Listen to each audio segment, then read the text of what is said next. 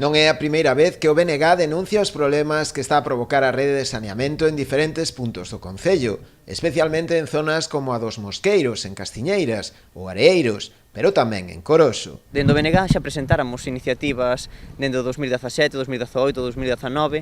con alegacións, propostas e alternativas para que o sistema de depuración de augas residuais de Ribeira funcionase correctamente. Somos moi críticos coa infraestructura, pois o que está funcionando de maneira errónea en moitas partes do municipio e vemos que o goberno local, en vez de poñerse a traballar en procurar solucións, o único que se dedica é a tirar balóns fora e a tentar facer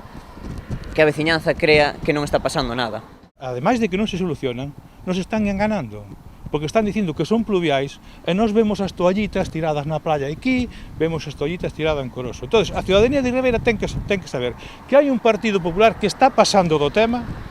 e que hai unha oposición seria e responsable que está levando este tema desde fai moitos anos e que o Partido Popular pois, nos está mentindo, nos está engañando porque non se solucionan os problemas. E desde aquí lle fago un chamamento ao señor alcalde que se tome en serio dunha vez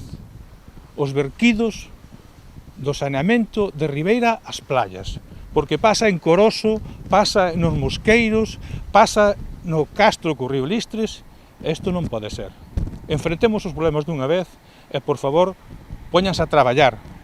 e non nos conten milongas. Por esta razón, os nacionalistas volveron a rexistrar unha iniciativa plenaria a través da cal solicitan unha actuación do goberno municipal para poñer fin de xeito definitivo a todos estes problemas detectados na rede de saneamento municipal.